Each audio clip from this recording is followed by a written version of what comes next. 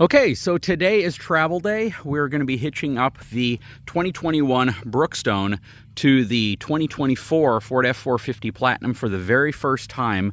And we're also going to be demonstrating some of the technology that comes in this truck, including the integrated bed scale. That's probably one of the most exciting features that this truck has that I'm really interested in testing out.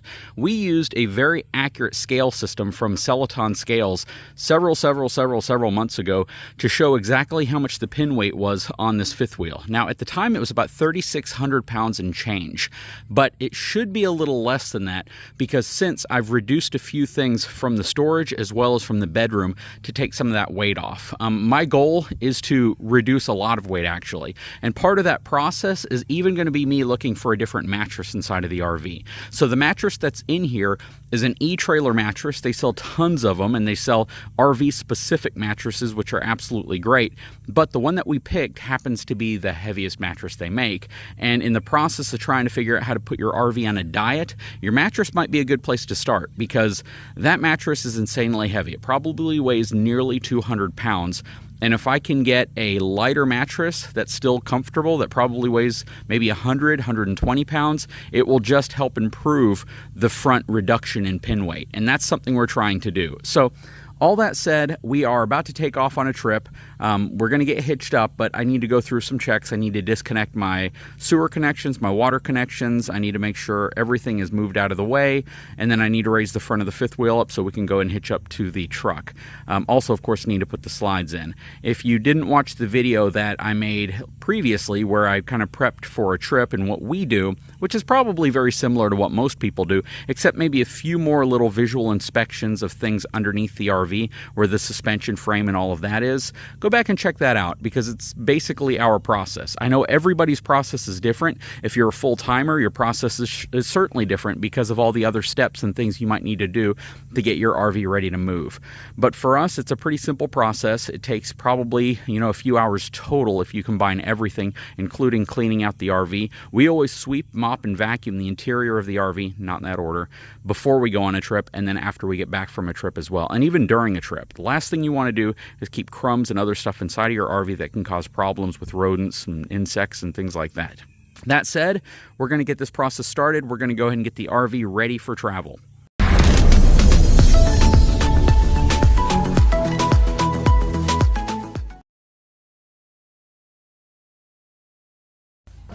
Okay, so the first thing we're going to do is turn off my pest repellent, which is right here.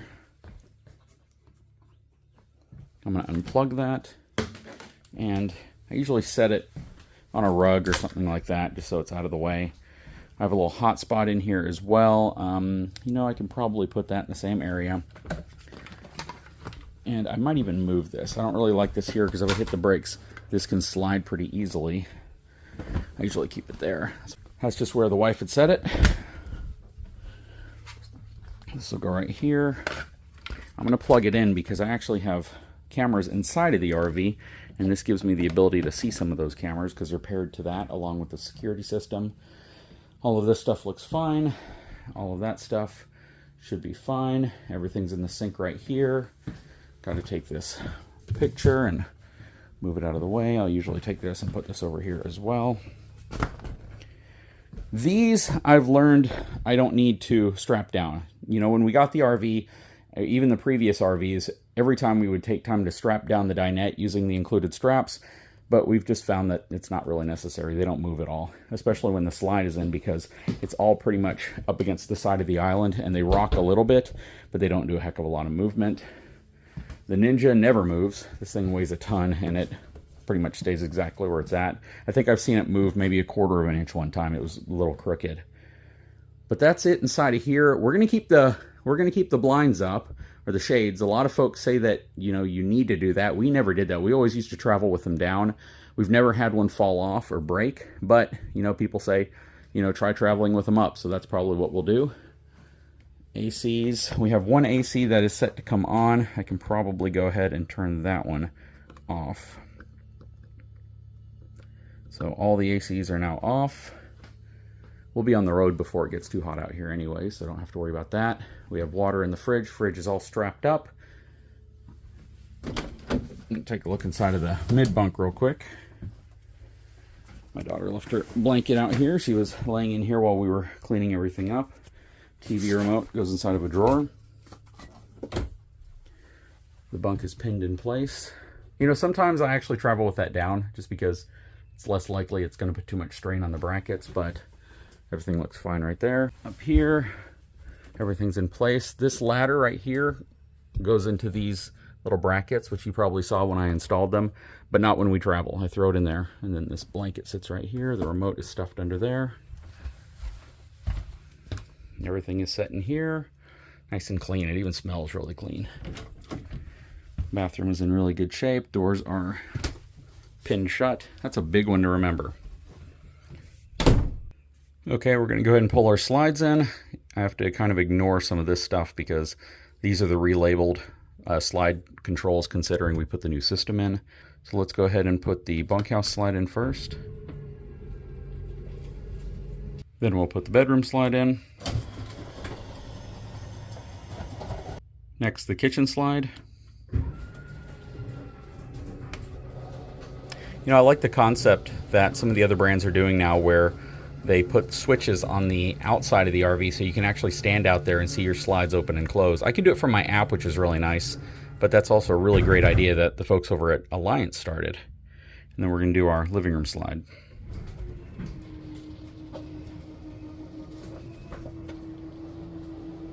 Okay, so now that we have all the slide outs in, we can come around and we can disconnect things like power.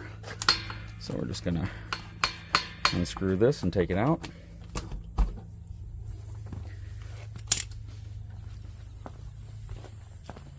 Come around to this side. We're going to disconnect our sewer hose. Put the cap back on. You didn't see the install of this cap right here, this piece at the end from Valterra. You need to put this on your fifth wheel or your RV. Doesn't matter what kind of RV you have, because this prevents you from having a surprise whenever you get to your campground. Stuff is jostled around and all of the sludge that was stuck in your pipes works its way to the end. You pop this off and it just pours out. This was one of the first installs or upgrades we did on this RV and other RVs that we've had in the past. Definitely put this on. 100%. You will regret it if you don't. Just remember that. I'll put a link in the description if I can remember. Okay guys, so here's the magic moment where we're about to hitch up the fifth wheel to the 2024 F450 for the first time. I'm a little apprehensive on the bed scale. I'm kind of wondering how it's going to be. Now you may see my Milwaukee inflator right there, and you can also see a DeWalt one over there. I'm not sure if I've published the video on that one yet, but what that's used for, or what I'm going to use this one for at least, is to inflate the bag, which is under here, which is right there, if I need more air inside of this system before we take off. I probably will. So it's easier to access, it's a little easier to use. I'll use that one if I need to use it at the RV park. First thing I'm going to do though is I am going to get myself in a position to where I can hitch up. All right, so we have the front high enough. We're going to get in the truck. I'm going to engage the bed scale. Then we're going to come out here and we're going to lower it on, and I might try to record both at the same time. And real quick, another feature that I'm excited to use are the parking sensors that are on the back of the tailgate along with the camera. So they've done a lot to help you prevent accidentally backing into something with your tailgate, and this is technology that I think will actually be useful for a lot of folks, especially if you're, hauling a fifth wheel or a gooseneck and you just want that extra assurance, because when you use a goose ball or a ball in the bed of your truck, the problem you have is that unlike a fifth wheel hitch, you don't have that positive lock feel. Whenever you slide back and you're locked in place, everything's going to stop, or at least you're going to feel it. Whereas a goose ball, you could easily get your ball past this area and back into the front of your fifth wheel, especially if you don't have like an offset ball like we have back there, and you're going to be closer to the front riser section right here of your fifth wheel than you might think. So excited about this and that. Let's check it out. Okay, so that's my tailgate down camera. Got the parking sensors back there kind of going off as well. I have my rear view mirror camera up here as well, which has given us a little bit of a view of what's going on in the bed. The challenge with this view, unfortunately, is you don't have any perspective as to where this actually is, if that makes sense. When you have your traditional high center mount view, which is this one, you have a little bit more visibility into what's going on. So you can kind of see things all around you at the same time. And then my tailgate is telling me that we're getting really, really close to the back. It's saying area under tailgate not visible. And then let's see if it's showing what I want to see.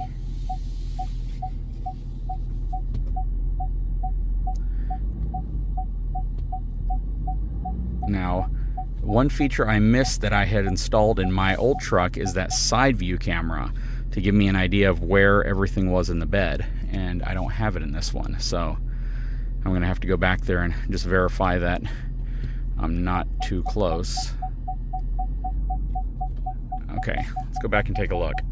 Well, I think we are pretty much dead on. From the side here, it doesn't really look that way, but we'll see what happens when we drop the front of the fifth wheel down. Right when I get close, I'll hop back inside of the truck and I'll turn on the bed scale and start recording from inside there as well.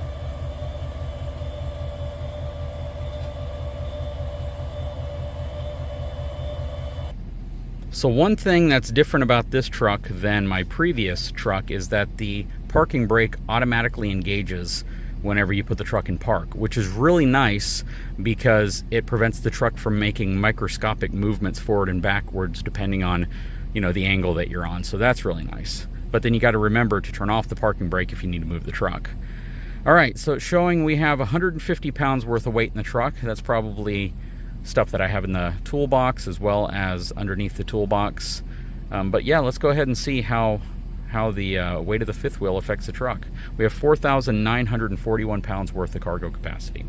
And I'm also going to turn the scale on the tail lamp itself, which will give me some information there. Okay. We should have a light that comes on here in a second. I believe it's on this side. We are latched in place. Look at that. The very bottom light. I think there's 4, maybe 5 lights. Second light's on. See, third light's on. And the front jacks are off the ground.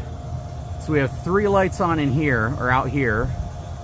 You know, I'm gonna start the process of just retracting all. Okay, so you can see the fifth wheel is very heavy. Now, this 150 mark, that's simply telling you that it could be plus 150 pounds. I don't think that has anything to do with what I had in the bed of the truck, so I was misreading that. But you can see that we're pretty heavy. You know, the front of this fifth wheel is not light, and last time we weighed it, like I said, it was about 3,600 pounds. So it's telling us that we probably have, well, it's hard to say exactly what it's telling us we have here, but I can tell you that we got 3 of the 4 lines checked here. We are 3.5 in. Once we pull the fifth wheel out, I'm gonna see if that changes at all. Okay, so something else I really like about this truck, and this is kind of taken from GM because they've been doing this for a little while. I don't know if it's exactly in the same place, but I can tell you this is freaking awesome for getting in the bed of the truck. Typically, I would climb on my dually wheel and then I would climb over this fender into the bed. But now I can climb up right here, grab the inside of the bed or the toolbox, and simply climb over. So now I'm in the bed of the truck, which is really, really convenient. And it also makes it easier getting out as well. I'm gonna use my Moride cord keeper. I grab my chains. Okay, so we're gonna go ahead and chain up. A lot of people wonder why you don't cross chains on a fifth wheel or a gooseneck versus a bumper pull. The reason why is because on a bumper pull you want the hitch to be cradled, or not the hitch, but the coupler to be cradled in the event it disconnects. On something like this, it's just gonna pull back and you just wanna keep it from disconnecting from the vehicle, period. It's not gonna drag, and that's the thing. If you cross your chains, it's very likely they're gonna bind because the chains here aren't really designed from a length perspective to be able to take the type of turning that you might do. And again, it's not really gonna cradle at all. It's just, again, designed to keep it from disconnecting from the vehicle. If you disconnect your goose ball or your fifth wheel hitch, you're gonna have bigger problems than cradling it going down the road. It's gonna make impact with your bed, and you're gonna have damage regardless. It's just to prevent other people from getting injured. Okay, so now I knew I'd need some air inside of the airbag inside of the Reese Goose box, so I'm gonna go ahead and turn this on, and I'm gonna just pump it manually until I see this little bar appear in the center. You'll see what I'm talking about.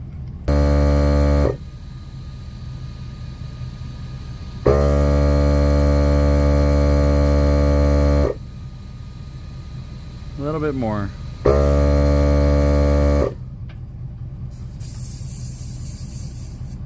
There we go. And that is the metal bar you want to see right in the middle there, and that means you are correct on air pressure. I'm gonna put this cap back on. I put this little angle adapter here because the way they put the Schrader valve in here honestly confuses the heck out of me. So I just twist that to the side, and I will reattach this to the front. This was something I originally had put on.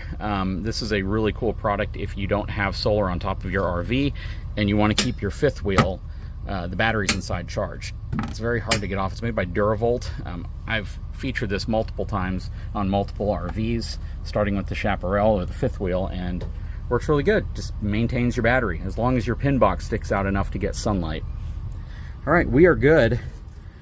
Let's go ahead and get that out of the bed. We'll get connected, and I guess we might do a tug test, even though you really don't need to do a tug test with a fifth wheel or with a goose box connection. Okay, so now that we're connected, I got back in the truck. I'm gonna select a trailer. We're gonna go ahead and select the Brookstone. This is gonna be really cool because it's now gonna give us the ability to use the trailer routes whenever we're towing. All right, so the next thing I wanna do is, I'm gonna turn on the trailer connection alarm. That's kinda cool. What is that gonna tell me? So if it's disconnected from the vehicle, certainly wanna know that. Trailer blind spot's not available for a trailer this large. And let's see here, smart trailer navigation. 43 feet long, 8.5 feet wide, 14 feet tall, 17,500 pounds. Okay. What else do I want to check here? We can adjust the trailer brake gain as we need to. What is trailer trip? Okay, so that's just like your odometer for your trailer. That's really cool. I have electronic over hydraulic disc brakes on here as well. Okay, let's back out of that. Let's go to trailer light check. Okay, we're going to hit start. It's going to do the left signal, right signal, brake lamp, reverse lamp, and it's going to continue to do that 5 times. Let's hit start. Okay, walk into the very back. Brake lamps are on. I think it does that 5 times, and then it'll do a turn signal here. There's the brake lamps. Okay, we have our left turn signal. See if the right one comes on. Right turn signal. We're in good shape. I don't have any reverse lights on here, so it's just essentially going to be doing brake lights and turn signals. Very good. All of my side marker lights are on, and we are ready to hit the road. Okay, we're going to exit that. Let's see here. I'm trying to see if there's anything else in here that's worth noting. I think we're in good shape. I can do the connection checklist if I just want to be sure that I'm doing it correctly. You know, really the best one would be fifth wheel, but we're going to do gooseneck only because this is a goose coupler. So it is locked. Electrical connection is made. Safety chains are connected. Breakaway cable is also in place. Lights work. All the landing gear is up. No tire chocks on it. Need to adjust my mirrors. You know, that's typically something I think about whenever I hit the road, but we'll go ahead and do it now since it's telling me to. And adjust trailer gain. So we'll do that whenever we hit the road.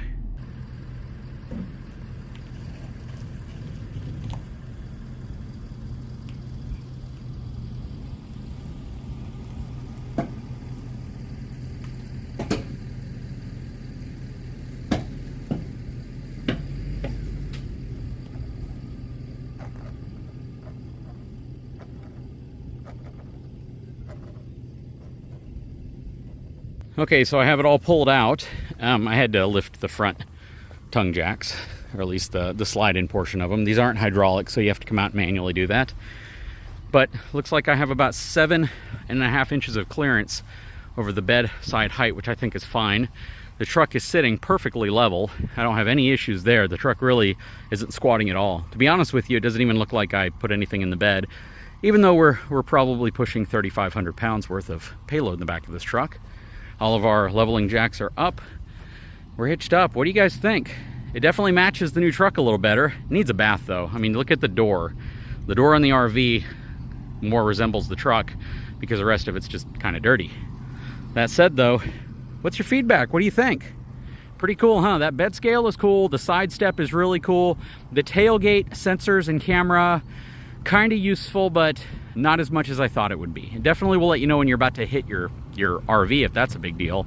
But yeah, it's not as useful for this. Maybe for other applications, but we'll definitely find out.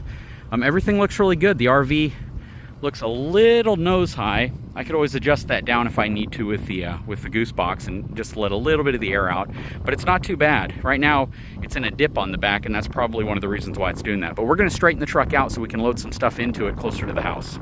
And one thing you may or may not have noticed, if you saw the video where I put the pinstripe right here to give it some definition and a little bit of a crisper line transition between the fender and the front flare that you get on the F450, you know, I really think it makes it stand out. So my wife saw it and she's like, hey, you should do that on the back as well. So we also did it on the back here, and I actually think it looks really good. What do you think? Overall, I don't know if I'm going to keep the back one on, but I certainly like the way the front one looks. But yeah, drop a comment below. Let me know what your thoughts are.